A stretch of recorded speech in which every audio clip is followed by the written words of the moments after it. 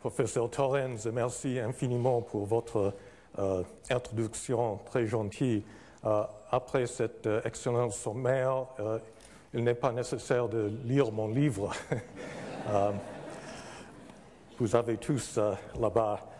Mais je suis très reconnaissante à la Fondation Latsis pour m'avoir invité et aussi à l'Université de Genève pour m'avoir invité et de participer en cette cérémonie des prix Latsis universitaires. Je voudrais féliciter tous les lauréats honorés aujourd'hui. Et maintenant, je voudrais, avec votre permission, changer en anglais pour mon discours. Je suis très heureux d'avoir l'occasion de venir ici pour vous parler de l'identité européenne. Vous penserez peut-être qu'il est étrange qu'un Américain, un non-Européen, parle de l'identité européenne. Je crois cependant que cette question est tout à fait essentielle. C'est un enjeu pour l'avenir de la démocratie en tant que telle. Et par conséquent, les conflits du multiculturalisme, de l'intégration, notamment au sein de cette crise que nous traversons, pour moi, la question de l'identité est au cœur de cette crise. En guise de préambule, je vais vous raconter une anecdote. En mai 2004, j'étais au Vatican dans une conférence de l'Académie pontificale des sciences sociales. Et le mois de mai 2004, c'était l'époque à laquelle l'Union européenne a été élargie à plusieurs pays d'Europe orientale. J'étais à une table avec un ancien dirigeant de la Bundesbank et un ancien ministre de la Pologne. Ils étaient tous deux âgés d'environ 70 ans, un peu plus. Et lorsque il était question de l'entrée de la Pologne à l'UE, le président de la banque allemande, en fait, était un soldat de la Wehrmacht et le ministre polonais était un soldat de l'armée polonaise, de la résistance polonaise pendant la Deuxième Guerre mondiale. Et je me suis dit, quel symbole extraordinaire peut l'Europe signifier pour l'Europe, que ces deux personnes puissent partager la même table lors d'une conférence académique lorsque la Pologne a réintégré l'Europe après le long cauchemar qu'impliquait le communisme. J'ai donc beaucoup apprécié les motifs, les raisons qui ont présidé à la création de l'UE. Mais je crois que la lecture de les journaux montre clairement qu'aujourd'hui l'UE traverse une crise qui la menace. Et il ne s'agit pas seulement d'une question technique qu'il faut laisser aux soins des économistes et des gens de la finance. À mains égards, il s'agit d'une crise d'identité à l'Union européenne et au-delà de l'identité de l'Europe elle-même et quelles sont les responsabilités que les Européens ressentent les uns pour les autres. Le problème de l'identité, bien entendu, n'existe pas seulement en Europe, c'est un problème qui se pose dans tous les États d'Europe également. La question de l'identité nationale devait être évitée dans les années qui ont suivi la Deuxième Guerre mondiale. Du moins, les Européens l'espéraient-ils. L'immigration et l'essor de la diversité culturelle, l'essor du multiculturalisme est un enjeu auquel tout le monde a dû faire face. Dans mon intervention, je voudrais tout d'abord passer en revue l'histoire de cette notion d'identité. D'où a-t-il surgi? Pourquoi a-t-il surgi? Puis, je voudrais vous parler du sens de l'identité, aussi bien à l'échelon des sociétés européennes qu'à l'échelon européen dans son ensemble. Et je voudrais également évoquer les questions politiques qui en découlent. Si vous me le permettez, je voudrais vous parler de l'origine des politiques identitaires. La première chose que je peux vous dire, c'est qu'il s'agit d'un phénomène moderne. L'identité, telle que nous la comprenons, telle que nous la concevons aujourd'hui, n'existait pas dans l'Europe du Moyen Âge. À l'époque, un paysan qui cultivait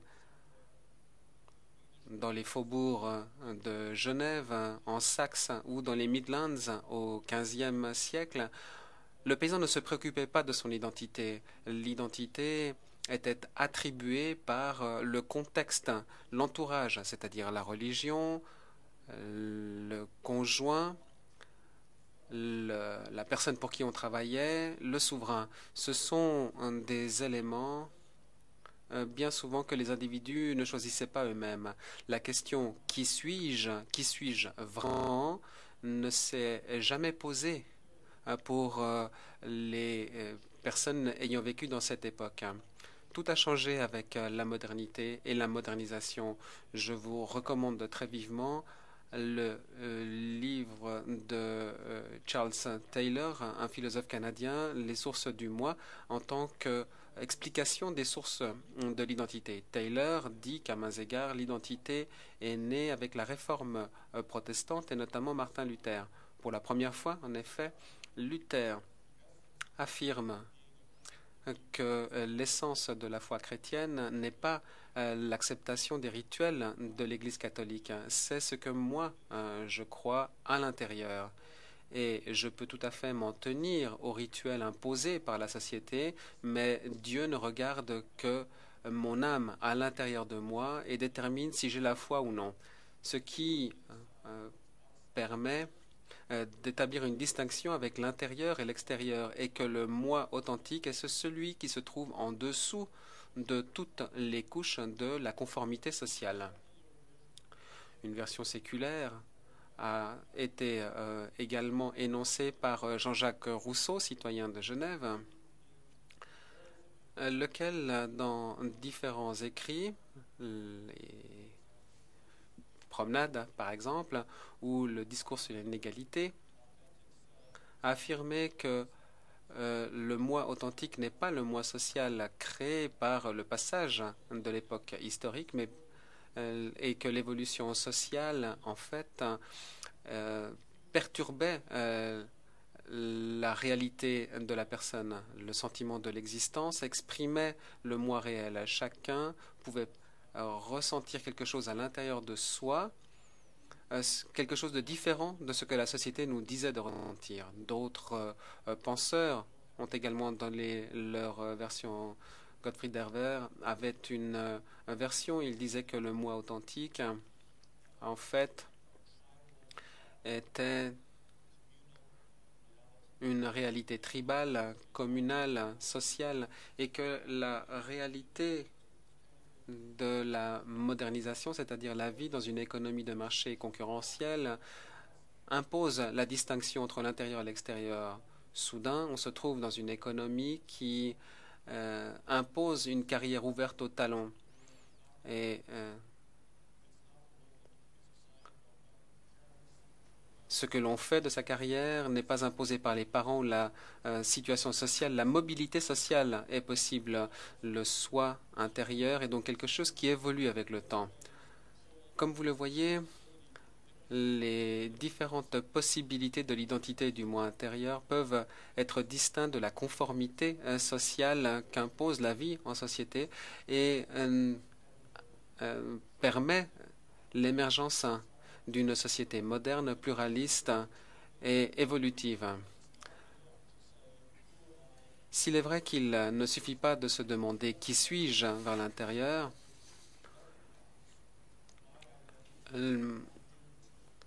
il est important d'avoir une réciprocité, une reconnaissance, c'est-à-dire que les extérieurs doivent me reconnaître en tant qu'Ukrainien ou qu'Américain, mais ça ne compte pas.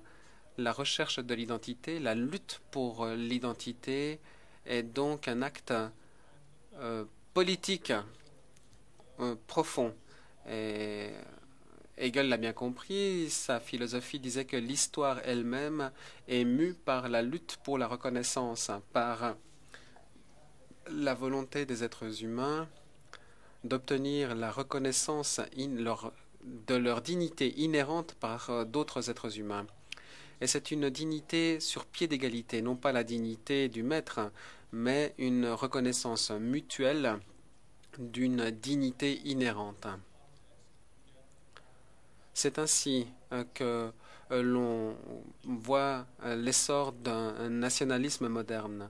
Le nationalisme moderne est une forme de reconnaissance et d'identité qui, sans doute, a été prédominant en Europe au cours de ces 200 dernières années. Ernest Göllner, un grand anthropologue, a décrit ce phénomène du nationalisme de façon très intelligente. Il a dit que, de même que les politiques identitaires, comme d'autres, sont un phénomène moderne. Dans une société agraire, on est déterminé par des classes sociales, par la localité. Tout ça a commencé à changer avec l'essor de la société industrielle, de son avènement.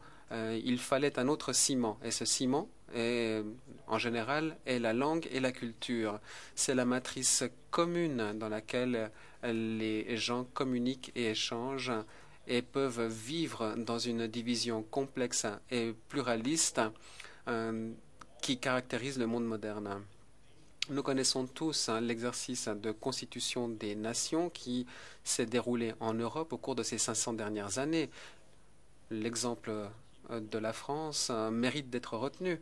La création de la nationalité française a pris plusieurs siècles afin de se réaliser. La dynastie des Capétiens a commencé comme une petite entreprise autour de l'Île-de-France, puis elle a commencé à intégrer des territoires qui parlaient, où des langues différentes étaient parlées, un autre pays d'État, un autre pays d'élection. Et comme volonté politique, tout ceci a été homogénéisé dans l'hexagone que nous connaissons tous comme la France moderne, avec une administration commune, une langue commune, un dialecte commun. Mais tout ceci est le produit d'une création sociale délibérée. De toute évidence, le nationalisme a fait l'objet de nombreux excès au cours du XXe siècle. Le projet européen a été mis en place par des sages qui savaient que d'une manière ou d'une autre, le mois d'août 1914 avait sonné le glas d'une civilisation brillante en Europe au XIXe siècle, et l'Europe ne pouvait pas survivre à deux terribles guerres mondiales à moins que les Européens passent à une identité post-nationale. C'est ainsi qu'en Europe, le débat sur l'identité nationale et sa promotion à l'échelon des pays, d'une certaine manière, est devenu un thème politiquement incorrect. Par exemple, les Allemands n'avaient pas de drapeau allemand dans les matchs de football. Mais l'idée de constitution d'une nation à l'échelon pan-européen était tout aussi incorrecte. Et je crois que c'est un sujet qui revient maintenant au cœur même de l'Union européenne. Nous connaissons tous quelles sont les conséquences destructrices du nationalisme, de cette forme de politique identitaire qui donne la prééminence à la violence et l'asservissement d'une nation par une autre. Mais la constitution d'une nation et l'identité marquent le succès d'une société. J'ai passé beaucoup de temps, ces dernières années en tout cas, à examiner les problèmes que rencontrent les pays en développement, des pays pauvres, fragmentés, bon nombre des pays les plus pauvres de l'Afrique subsaharienne. Et dans la plupart des cas, presque tous, la principale faiblesse de ces pays est un manque d'identité nationale, une absence d'État, une absence d'objectifs ou de projets communs qui permettent au gouvernement d'élaborer et de mettre en œuvre des politiques. La culture est nécessaire, surtout une culture partagée en tant que vecteur de la communication, en tant que un moyen de permettre à des membres d'une société complexe et diversifiée de communiquer. Il ne peut pas y avoir de société moderne sans identité nationale et sans constitution nationale. L'un des phénomènes que l'on a pu constater au cours de ces dernières générations est le fait que le nationalisme à l'échelon d'un État n'est pas seulement la seule forme de reconnaissance. Il existe des identités sous-nationales ou l'affirmation d'identités sous-nationales dans le contexte des sociétés minoritaires, ce qui est à la source du multiculturalisme. La reconnaissance universelle de ma dignité en tant qu'être humain, qui est sous-jacente de la démocratie, n'est pas suffisante pour un bon nombre de personnes, parce que les gens veulent aussi être reconnus en tant que Québécois, qu'Américains d'origine ou que personne homosexuelle avec un même degré de dignité, ce qui nous amène à la politique de diversité que nous connaissons, la reconnaissance des groupes ethniques. Et je crois que c'est au Canada qu'on en trouve la source. La communauté francophone du Québec a cherché à se poser en tant que société distincte dans le système canadien qui a donné notamment lieu à l'accord du lac Meach et la modification de la Constitution qui fait que le Québec est gouverné et régi de manière différente par rapport aux autres provinces anglophones. C'était en fait le point de départ du principe libéral en fonction duquel l'État ne reconnaît pas des groupes, mais uniquement des individus.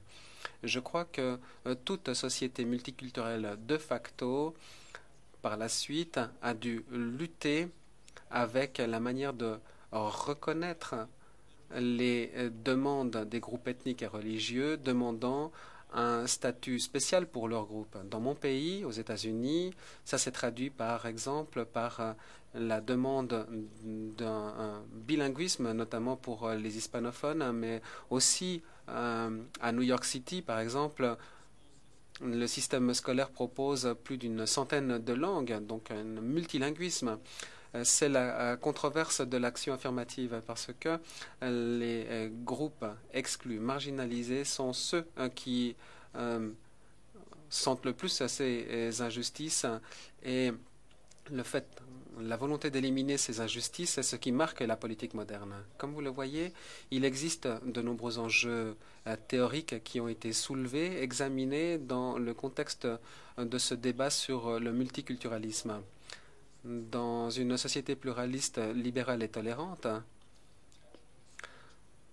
l'État doit protéger les individus.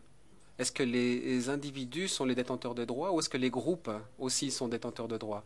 En Europe, la question a été posée, par exemple, lorsqu'une famille musulmane veut que leur fille épouse quelqu'un qui habite en Turquie, au Maroc, et la fille ne veut pas.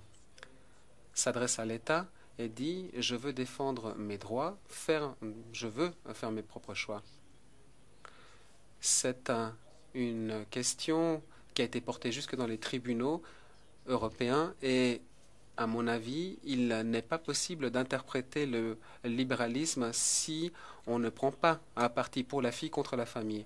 Mais tous les tribunaux européens ne l'ont pas fait. Certains, en fait, ont défendu le droit de la famille du fait des pratiques culturelles différentes du groupe concerné.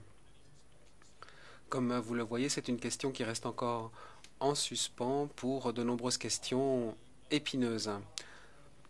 De toute évidence, la question de l'identité nationale n'était pas un débat très important en Europe, en tout cas pas jusqu'à il y a une dizaine d'années, lorsque l'immigration, notamment l'immigration de citoyens de pays musulmans, est apparue comme un enjeu politique de grande envergure. La question s'est posée notamment après l'attaque terroriste du 11 septembre et les autres attentats terroristes en Espagne, en Grande-Bretagne et d'autres tentatives d'attentats dans de nombreuses régions du monde. Les groupes radicaux d'origine islamiste s'attaquaient au fondement même des sociétés modernes et démocratiques. Je crois qu'il est utile de réfléchir à ce que représente ce défi religieux. Je suis convaincu que dans bien de ces manifestations, l'islamisme moderne ne devrait pas être compris comme une forme de religiosité. Si par religion, on entend que tout à coup, quelqu'un croit en Dieu et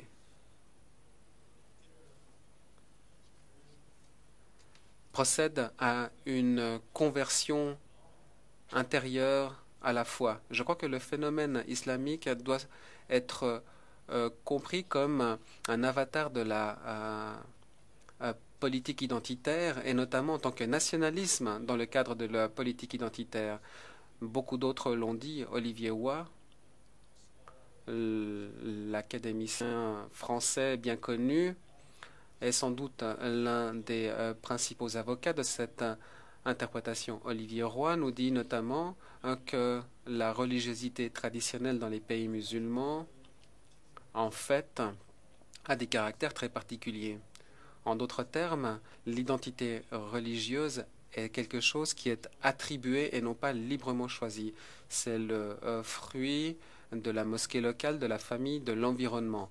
En fait, on n'a pas le choix dans le choix de la religion. Cependant, on constate qu'avec l'urbanisation dans les pays musulmans, notamment l'immigration de musulmans vers des pays non musulmans, est ce qu'Olivier Roy appelle la déterritorialisation de l'islam. Il parle notamment de musulmans ou d'enfants de musulmans qui vivent dans des pays non musulmans. Pour cela, la question de l'identité commence à les hanter. Ils se trouvent dans une société qui n'attribue pas de rôle spécifique à la religion, à une société qui ne définit pas les rôles sociaux, qui dit avec qui il faut se marier et comment il faut se comporter. C'est la raison pour laquelle on rencontre le phénomène d'aliénation. C'est-à-dire que ces personnes ont perdu le contact avec les sociétés d'origine et les normes qui régissent leur vie, qui ont régi la vie des parents, des grands-parents.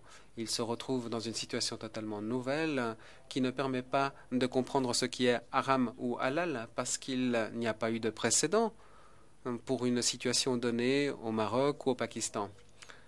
Je crois que c'est le contexte dans lequel l'islamisme radical vient combler une lacune. Al-Qaïda et d'autres salafistes viennent poser la question « Qui suis-je ?» et viennent le dire à ces personnes dans les sociétés d'émigration. Vous n'êtes pas un musulman traditionnel, vous ne pratiquez pas l'islam de vos parents et vous n'êtes pas accepté et intégré dans votre pays d'accueil. Votre identité réelle est une forme beaucoup plus pure et universelle de l'islam. Vous êtes un membre d'une énorme Oumma ou communauté qui va de Tanger à l'Indonésie. Voilà qui vous êtes. En fait, il s'agit d'une forme beaucoup plus pure et abstraite, beaucoup plus scripturale de l'islam, qui, en fait, exerce un attrait énorme, notamment pour les enfants de la deuxième et troisième génération qui ne sont plus enracinés dans le soufisme ou dans la foi telle que la pratiquaient leurs parents et qui ne sont pas plus acceptés dans les sociétés modernes dans lesquelles ils vivent. C'est ce qu'Olivier Roy nous présente comme la protestantisation de l'islam. Pour ces personnes, en effet, l'islam n'est plus une norme sociale imposée par la société. C'est quelque chose que l'on croit en son fort intérieur. Lorsque la société séculaire fait beaucoup de choses interdites, c'est les croyances intérieures qui font de quelqu'un un musulman. C'est pourquoi les musulmans de la deuxième génération en Europe ont tant adhéré à ce mouvement. Passons maintenant, si vous le voulez bien, à la question de l'identité européenne. Et pourquoi est-ce que la question a posé un problème aux Européens de cette génération? Comme je l'ai dit, l'identité européenne pose des problèmes. En effet, le projet européen a été fondé sur la base d'une identité antinationale. L'idée était d'aller au-delà des antagonismes et égoïsmes nationaux qui ont caractérisé la politique européenne au XXe siècle. Les gens étaient persuadés qu'allait émerger une nouvelle identité européenne universelle qui allait supplanter les anciennes identités italiennes, françaises, allemandes ou quelles qu'elles soient. Et en fait, ces vieilles identités n'ont jamais disparu, même si politiquement, on n'en parlait pas beaucoup. Et surtout, parmi le peuple, je crois qu'aucun citoyen d'un pays européen, tout au long de ces années, n'a jamais oublié qu'il était danois, italien, hollandais, suisse ou autre chose. Le fantôme de ces anciennes identités est devenu un problème avec l'arrivée des immigrants et le grossissement de ces communautés qui ne partageaient pas forcément les mêmes valeurs.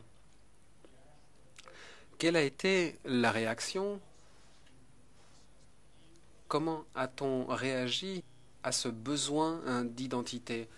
Ce que le terrorisme violent a fait, c'est de dire aux membres d'une communauté qui ne partagent pas les valeurs avec lesquelles on a grandi qu'ils sont hostiles et veulent utiliser la violence pour mettre en danger cette communauté. C'est pourquoi l'identité, la question de l'identité nationale, ce que l'on doit à la communauté dans laquelle on vit, est une question qui a été posée au cœur du débat national. Je crois que les pays européens ont réagi de manière très différente, avec une incidence différente sur l'intégration et la réussite dans la création d'une identité nationale. Si vous le permettez, je vais vous donner quelques exemples. La France, l'Allemagne, les Pays-Bas et la Grande-Bretagne. L'identité nationale française, d'une certaine manière, est celle qui pose le moins de problèmes.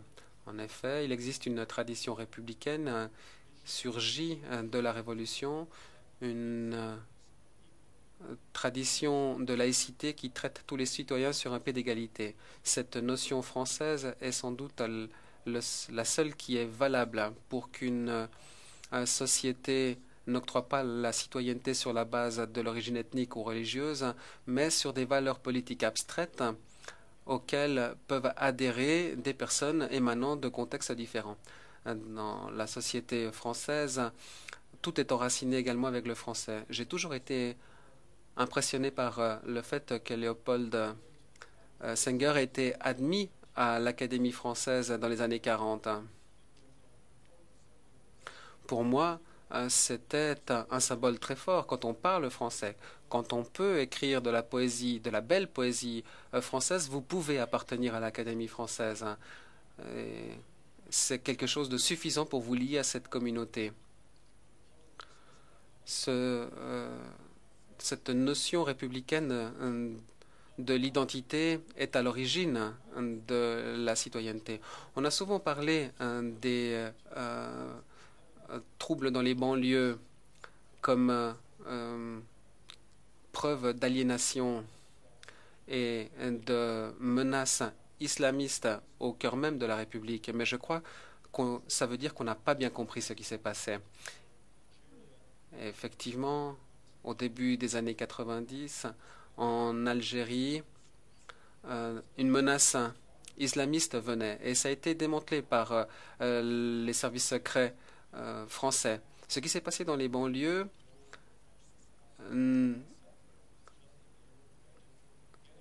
n'était pas dû à leur conviction que les valeurs françaises n'étaient pas souhaitables. C'est simplement parce qu'ils n'avaient pas accès à ce qu'avaient les Français eux-mêmes. Et ça a suscité ce sentiment de malaise. C'était comparable également aux troubles et aux violences des cités américaines que l'on a connues également il y a quelques années. À mains égards, je pense que les Français sont ceux qui s'approchent le plus des États-Unis pour ce qui est des valeurs politiques au sein même de l'identité. Les deux exemples montrent effectivement ce que cela veut dire dans un contexte européen élargi. Prenons maintenant une autre situation très différente, celle de l'Allemagne. L'Allemagne a connu une évolution très différente de l'identité nationale par rapport à la France, étant donné que dans le processus d'unification, l'Allemagne, située au cœur de l'Europe, a dû définir le germanisme en tant que citoyenneté. On pouvait devenir allemand si l'on avait une mère allemande et non pas en tant que jus soli.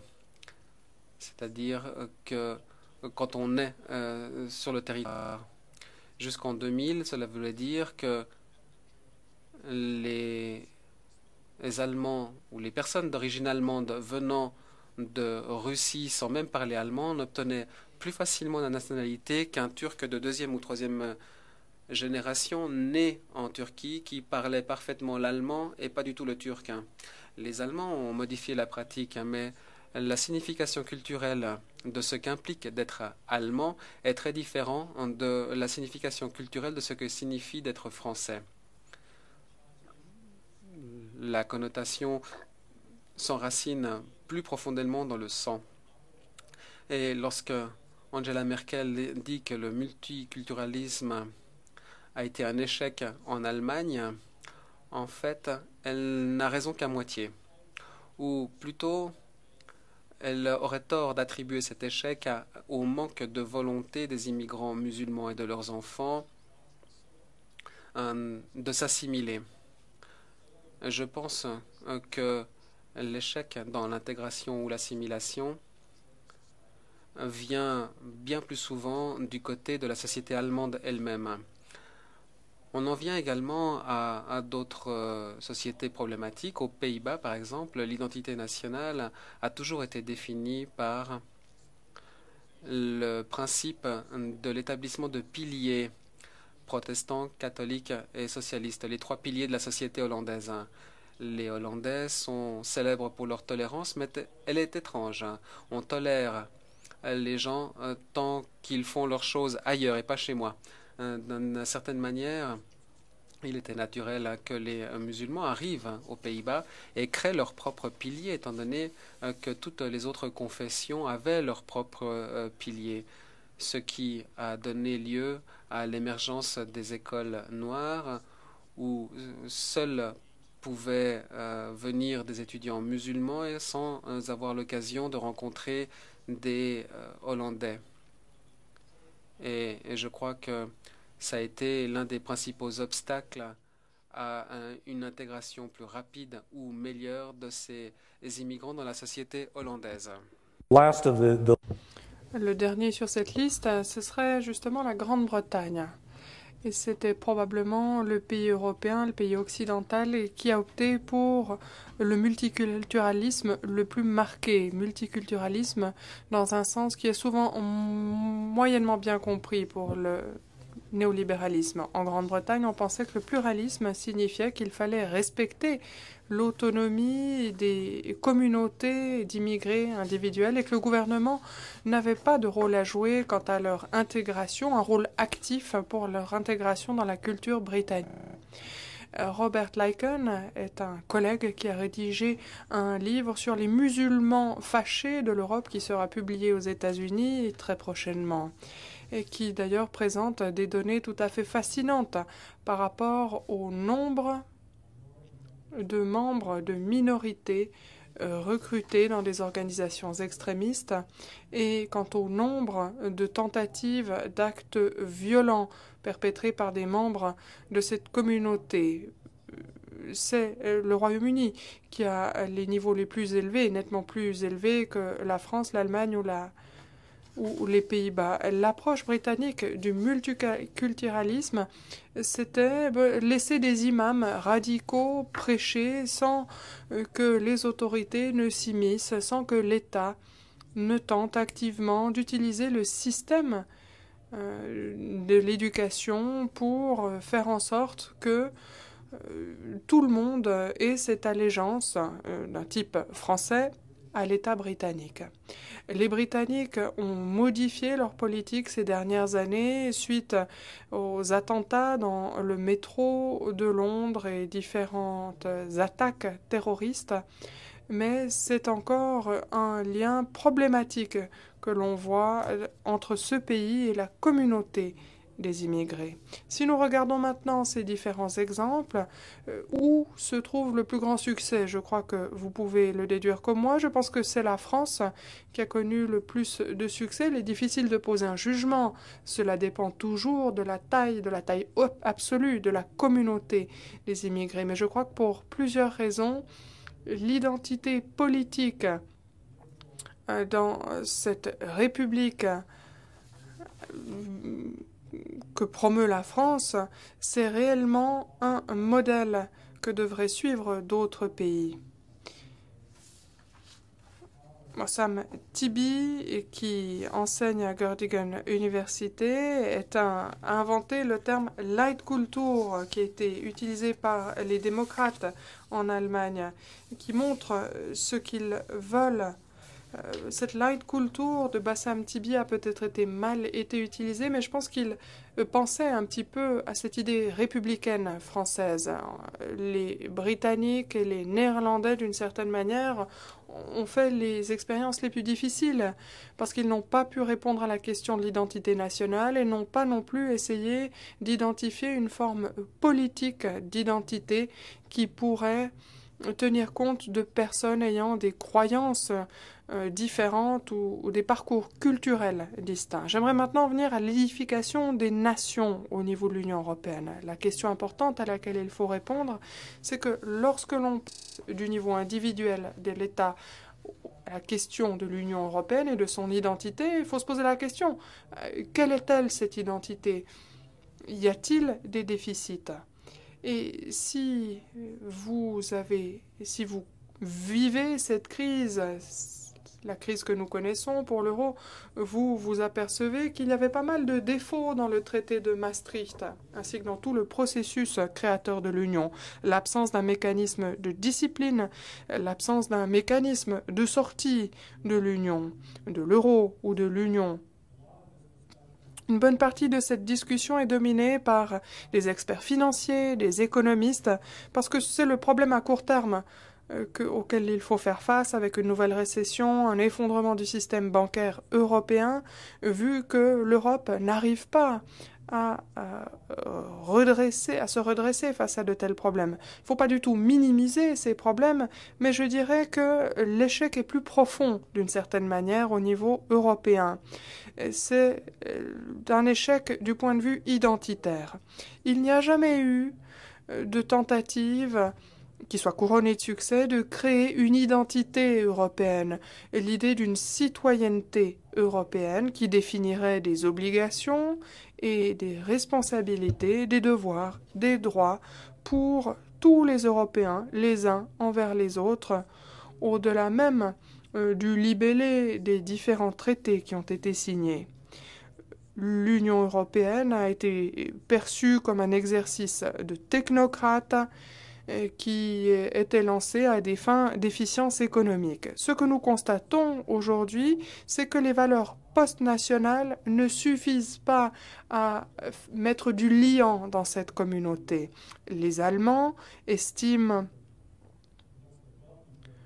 les Allemands nantis ressentent un sentiment de noblesse oblige envers les Allemands plus pauvres, une sorte de solidarité sociale, c'est l'État-providence allemand, mais ils ne ressentent pas une telle obligation envers les Grecs, qu'ils perçoivent comme très dépensiers, peu disciplinés et très dispendieux dans l'exercice fiscal. Voilà pourquoi ils ne ressentent aucun devoir de solidarité envers d'autres Européens. Pour différentes raisons, l'Europe devra trouver une solution à court terme pour cette crise. Mais je ne pense pas qu'il soit possible d'approfondir cette relation aujourd'hui, à moins que l'on ne soit réellement en mesure de répondre à cette question. Qu'est-ce que cela veut dire d'être européen aujourd'hui? Pas simplement pour dire que nous ne voulons pas de conflit, les anciens nationalismes ou la guerre. Qu'est-ce que ça signifie en termes positifs, en valeurs positives?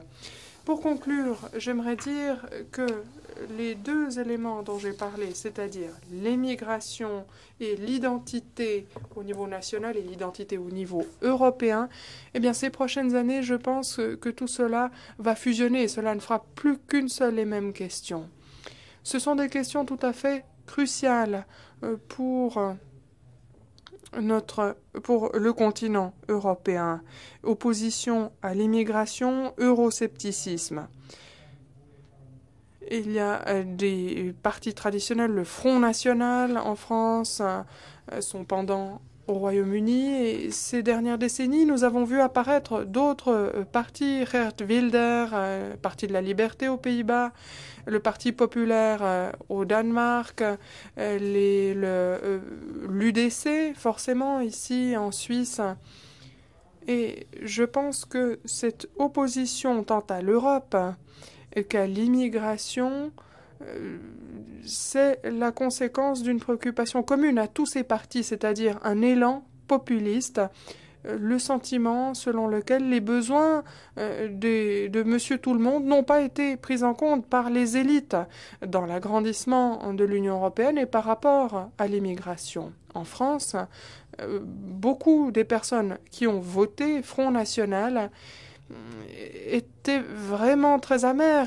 Par exemple, ceux qui vivaient à Marseille voyaient beaucoup de criminalité, voyaient que le gouvernement ne faisait rien.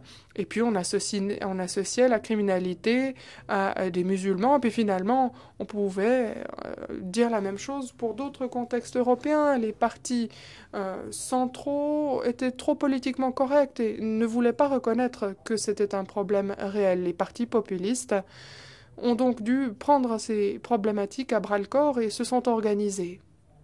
Et très franchement, je vous le dis, tout le projet européen a été une affaire surtout guidée par les élites.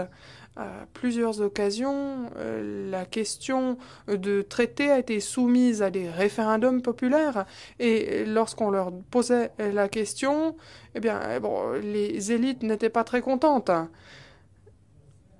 D'une manière ou d'une autre, la montée de ce populisme reflète un approfondissement de la démocratie en Europe. Le public européen ne se laisse pas mener par les élites comme ça a été le cas dans les premières décennies qui ont suivi la Seconde Guerre mondiale. Mais cela signifie que c'est un danger tout à fait réel pour la démocratie européenne dans un avenir proche. Je pense que nous savons tous que l'Union européenne est à un moment charnière, soit elle s'approfondit, soit elle commence à se fractionner.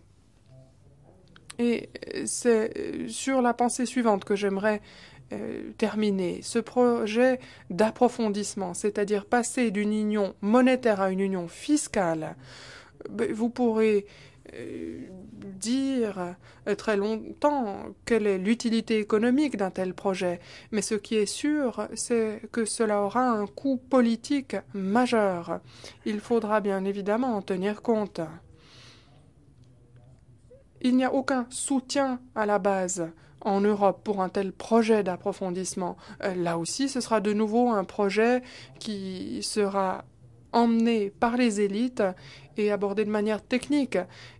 C'est stimulant par rapport à la renationalisation de l'Europe, et on entend déjà des gens dire que l'union fiscale, c'est en fait une germanisation de l'Europe.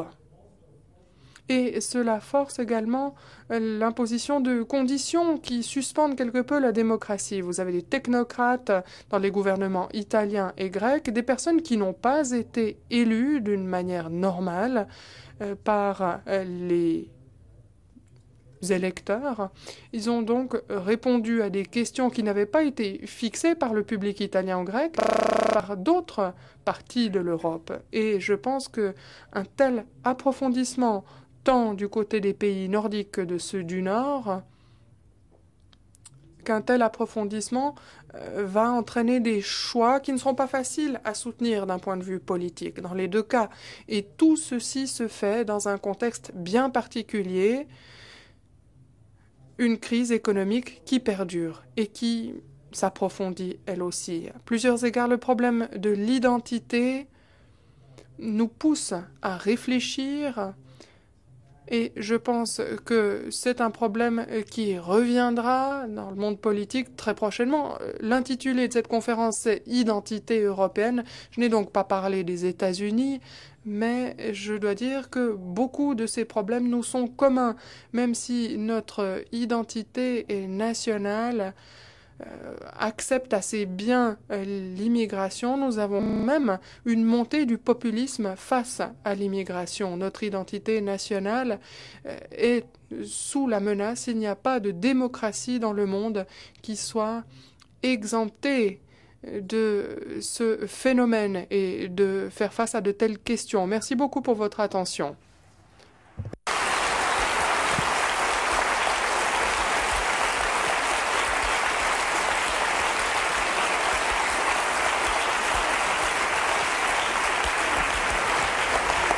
Time for questions.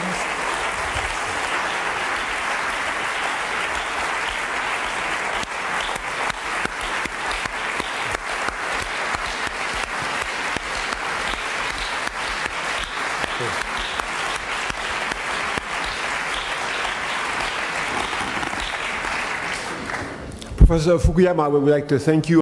Merci beaucoup, professeur Fukuyama, en notre nom à tous. Je serai très heureux de vous entendre répondre aux questions qui seront posées. Vous avez parlé de l'identité européenne, de l'identité aux États-Unis. Vous n'avez pas beaucoup parlé de l'identité suisse. Est-ce que vous avez une réponse brève à nous donner sur la question de l'identité suisse ?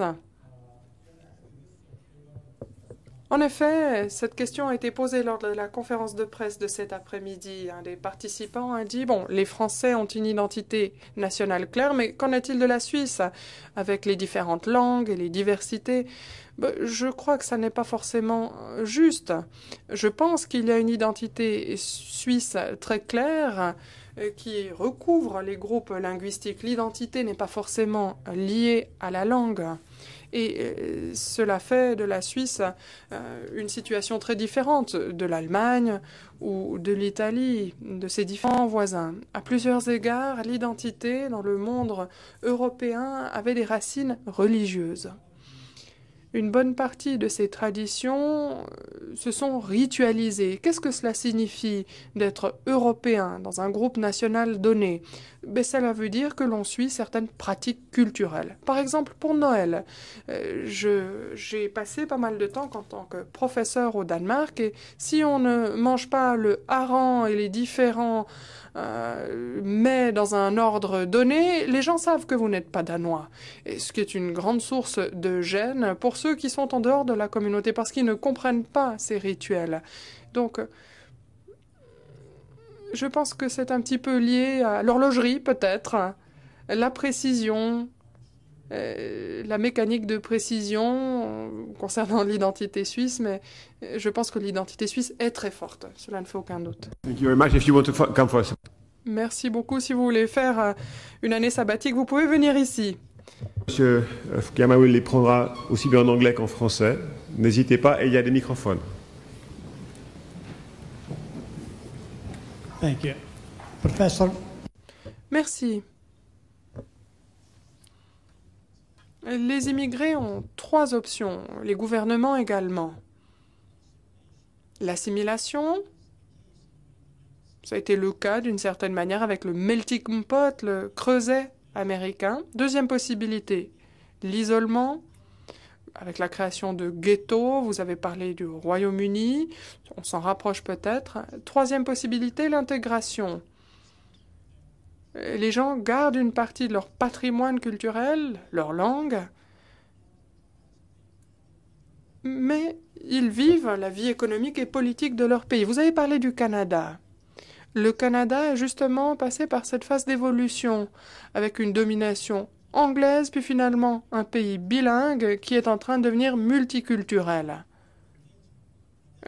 Dont le multiculturalisme est en péril aujourd'hui, mais c'est un exemple d'intégration, justement. Est-ce que vous pouvez faire un commentaire à ce sujet? Merci, oui, on fait une distinction entre intégration et assimilation. Moi, je pense que l'assimilation n'arrive pratiquement jamais. Les personnes ont tendance à conserver leur identité ethnique, culturelle. C'est très certainement le cas aux États-Unis. Et entre ces deux phénomènes à des fins politiques, je ne pense pas que ce soit aussi crucial. La question principale est de savoir si... Bon, nous avons tous des identités multiples dans notre société moderne. Nous ne sommes pas qu'une chose, nous ne sommes pas simplement suisses ou alors catholiques. Non, nous avons des identités multiples. Le point crucial, c'est est-ce que vous vous identifiez à la communauté nationale, à la société dans laquelle vous vivez? Avez-vous été assimilé ou intégré? Bon, ça, ce n'est pas la question qui prime le plus. Et si les gens sont inquiets à ce sujet, c'est peut-être qu'il y a une petite minorité de personnes qui vit dans des ghettos, qui vit de manière isolée et ne voit pas la plus grande communauté comme un groupe duquel il ferait partie. no, I just want. Je voulais simplement dire qu'il y a un endroit où l'identité européenne existe et fonctionne même très bien.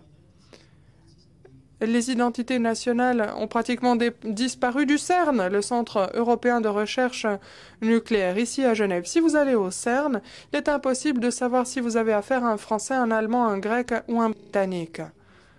Je crois que c'est une grande réussite au CERN.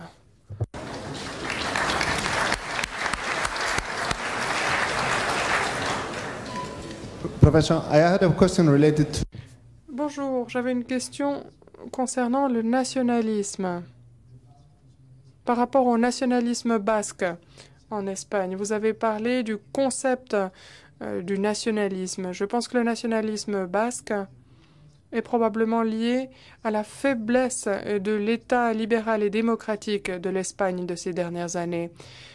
Dans le monde académique, dans le monde politique, il y a eu un intérêt pour cette question, avec bien évidemment le phénomène du terrorisme.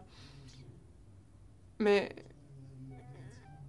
pensez-vous, vous aussi, que les identités, les nationalismes existent, mais ne représentent pas forcément une réalité, mais un intérêt limité de certains? Réponse. Si vous demandez pourquoi le nationalisme et la religion sont aujourd'hui encore des forces aussi importantes dans la politique, alors que beaucoup espéraient que le monde ressemblait au CERN, qu'il serait cosmopolite et que tout le monde s'entendrait à merveille, je crois que la réponse la plus simple, c'est qu'il s'agit dans les deux cas d'outils de mobilisation extraordinaires. On peut fasciner les gens, les faire sortir dans la rue, rejoindre des associations ou voter pour vous en tant que politique. La politique identitaire est beaucoup plus forte dans son pouvoir d'attraction que d'autres politiques. Les marxistes se sont trompés. Ils pensaient que les travailleurs, vu leur statut économique, auraient une affinité naturelle les uns vers les autres, mais ça n'est pas vrai. C'est bien plus les nations et les religions qui continuent d'attirer les uns et les autres. Donc il n'y a pas de groupe nationaliste dans le monde qui ne reflète pas les ambitions, les énergies des population et qui ne l'utilisent pas à des fins politiques. Donc, il ne s'agit pas d'une manière naturelle de s'organiser pour les êtres humains.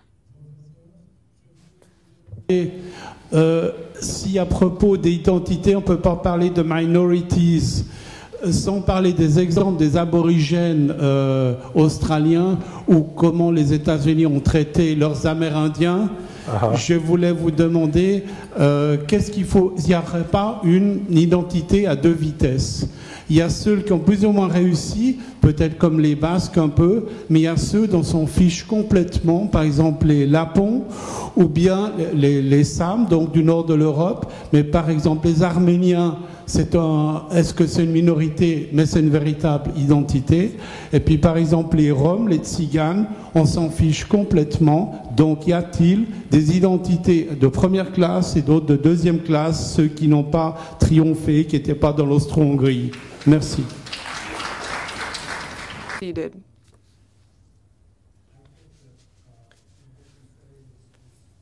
Je pense que ce que vous avez dit est correct. En effet, de nombreuses identités sont simplement détruites ou un groupe dominant prend le pas parce qu'il est tout simplement plus puissant. Aujourd'hui, au niveau politique, nous ne soutenons pas cette idée, et c'est d'ailleurs une des réalités désagréables de la démocratie moderne. Toutes les démocraties modernes sont les bénéficiaires de politiques violentes et autoritaires qui ont été appliquées lors du processus de construction de l'État avant que n'arrive la démocratie. L'exemple que j'ai utilisé, celui de la France, qu'il s'agisse du breton, de la langue parlée en Bourgogne, eh bien, tout cela aurait pu faire le cœur de différentes nations dans un autre monde, mais là, tout a été homogénéisé pour ne faire plus qu'une seule entité. Ce qui était tragique pour une bonne partie de ces personnes autochtones, c'est qu'elles n'étaient pas organisées, qu'elles n'étaient pas suffisamment nombreuses, qu'elles ont été frappées par des maladies. Et ce n'est que dans un contexte tolérant de démocratie libérale que l'on peut commencer à réaffirmer ces identités et obtenir une sorte de compensation, voire une reconnaissance. Mais c'est vraiment une énorme bataille à livrer pour eux. Professeur Fukuyama, vous avez dit qu'on n'avait pas réussi à créer une identité européenne à l'échelle du continent. Selon vous, cette idée, ce sentiment d'être européen, à quoi ressemble-t-il ? Quelles sont les caractéristiques de cette appartenance européenne? Réponse. Une identité dans une démocratie moderne dépend vraiment d'une allégeance à une série de principes politiques. Vu que ces principes en Europe...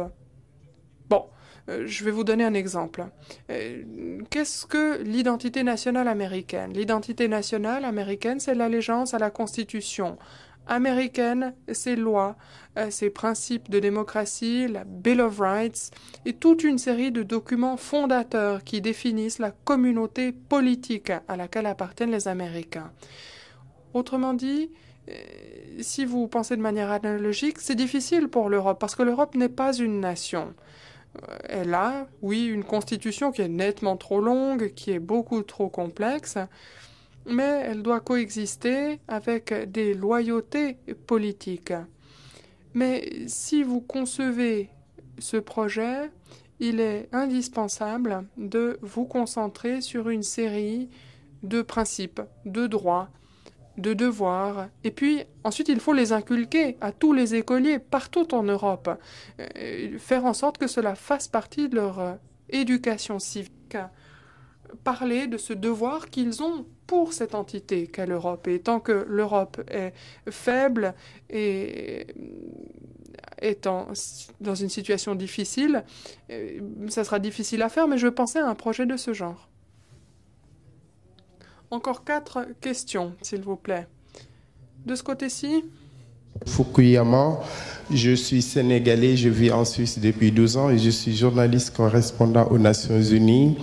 J'ai une question concernant la France. Vous avez donné le modèle français comme étant un exemple que l'Europe pourrait suivre pour construire des identités ou bien une identité européenne. Mais la question, elle est simple. Ne pensez-vous pas qu'aujourd'hui, la surenchère politique à laquelle nous assistons en France est de nature à détruire le génie humain et intellectuel qui a permis à un Nicolas Sarkozy de devenir président dans un grand pays qui s'appelle la France? Je vous remercie. Well,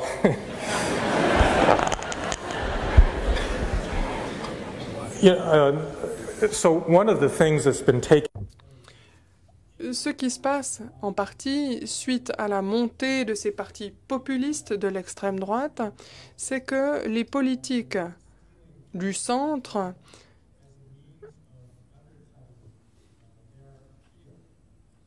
se sont vus retirer certaines parties de leur programme. Je pense que Sarkozy a été un des tout premiers politiques en Europe à comprendre ce qui se passait. Et tout a commencé lorsqu'il était garde des Sceaux. Sous le président Chirac, il a fait de la criminalité un point central de sa politique. Bon, il n'était pas très cohérent, parce que d'un côté, il critique la communauté musulmane, de l'autre côté, il essayait de l'organiser lorsqu'il est devenu président, il a nommé plusieurs ministres non européens, etc. Donc il a eu un peu de mal à résister à cet appel, à cette tentation démagogique que d'utiliser cette question pour faire avancer sa position. Les politiques de centre-droite en ont fait de même. Angela Merkel, David Cameron également. Mais si cette stratégie est bien gérée, bon, ça ira. Autant utiliser, élire ces personnes plutôt que des extrémistes, plutôt Sarkozy que le Front National. Mais cela dit, comme vous l'avez dit, je pense qu'il y a pas mal de dangers lorsque l'on suit cette voie. Professor Fukuyama, thank you very much for your expose. I'm trying to make my voice carry. No, I don't mean it. Thank you very much. Merci beaucoup. Peut-être que c'est les 2 petits S dans votre titre qui m'ont quelque peu perturbé. J'aurais voulu que l'on parle d'une Europe plus vaste et de ces identités qui sont en marge de l'organisation européenne, sur laquelle on n'a pas beaucoup débattu. Que pensez-vous de la partie non organisée de l'Europe, qui n'est pas l'Union européenne, ceux qui ne sont pas membres en fait de l'Union européenne? Qu'est-ce que cela signifie que d'être européen? Faut-il appartenir à l'Union européenne et quelles en sont les conséquences? Parce que l'un des problèmes sous-jacents vient surtout que l'immigration n'est pas un phénomène uniquement extra-européen, mais aussi intra-européen. Comment établir la différence entre les deux? Je ne crois pas que l'appartenance à l'Union européenne, même si j'ai répondu tout à l'heure en disant que c'est une base potentielle pour constituer une identité, mais je ne suis pas sûr que ce soit la seule. Effectivement, les pays non membres de l'UE rencontrent des difficultés de même nature lorsqu'il s'agit de se définir sur des bases ethniques, religieuses ou d'une autre nature. Je ne sais pas si votre question a davantage une nature normative ou descriptive.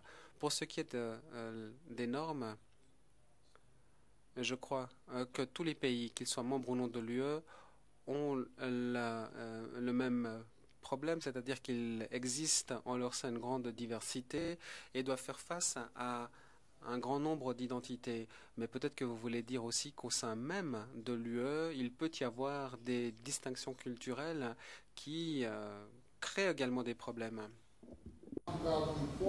Personne parle sans micro.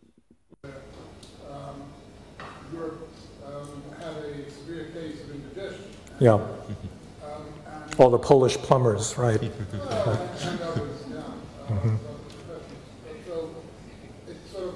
That part became European, the rest seems to be on the fringes. Also, it's the identity. Yeah, okay, so, right, so the... Très bien. Je crois que globalement, étant donné qu'il n'y a pas eu de projet constitutif d'une nation à l'origine, c'est ce qui donne ce manque de cohérence. Et je pense que c'est là l'origine de votre question. Soyez bref, s'il vous plaît. On pourrait traverser la Méditerranée, si vous le permettez.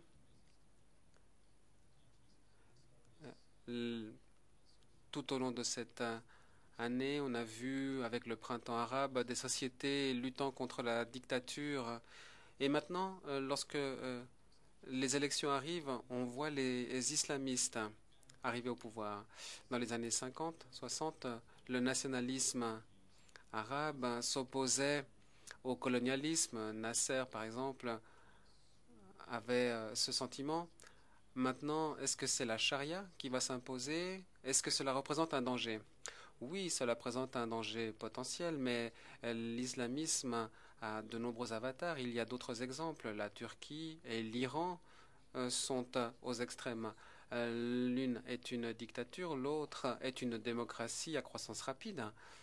Donc tout le monde s'inquiète de l'arrivée au pouvoir peut-être des moins gentils, mais ce n'est peut-être pas ce qui va se passer en Tunisie ou en Libye. En tout cas, la religion est sans doute l'outil de nobilisation le plus puissant dans la politique. Donc cela va faire partie, sans aucun doute, du paysage politique au Moyen-Orient.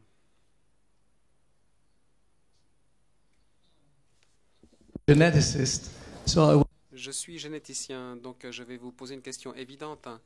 Est-ce que l'identité sociale et culturelle est génétique ou environnementale? Je veux dire par là, y a-t-il des avantages ou des avantages évolutionnistes à l'identité? Oui, alors j'ai un chapitre concernant l'origine biologique des institutions politiques dans mon nouveau livre. Ce que je dis, c'est que la faculté d'acquérir une identité, c'est-à-dire de suivre des normes établies par la communauté à laquelle on appartient, se fonde sur les gènes, mais le contenu des normes est entièrement culturel, comme la langue. C'est-à-dire que la capacité d'acquérir une langue est programmée génétiquement, mais la langue elle-même est un phénomène culturel. Bien, dernière question.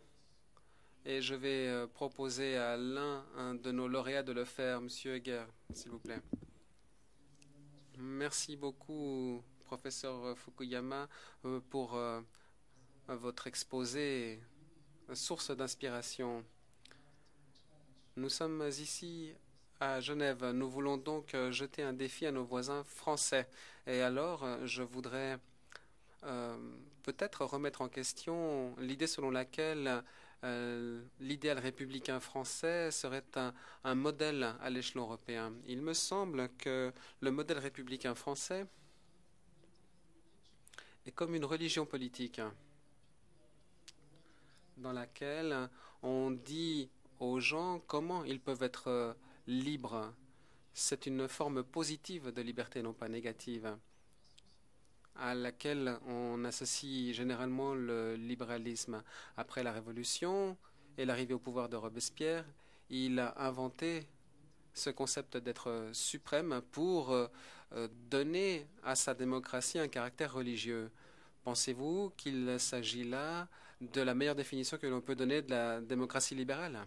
Oui, j'ai dit que c'était le meilleur modèle de façon relative. Je crois que les options européennes que l'on peut apercevoir parmi toutes celles-là, c'est ce qui s'approche le plus de ce que l'on pourrait faire. Mais vous avez raison, en ce qui concerne par exemple la religion, l'idéal républicain français n'est pas seulement laïque, il est aussi anticlérical, fondamentalement.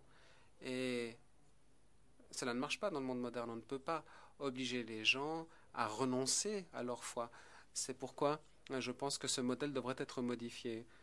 Je suis notamment convaincu qu'il se fonde sur des valeurs démocratiques et politiques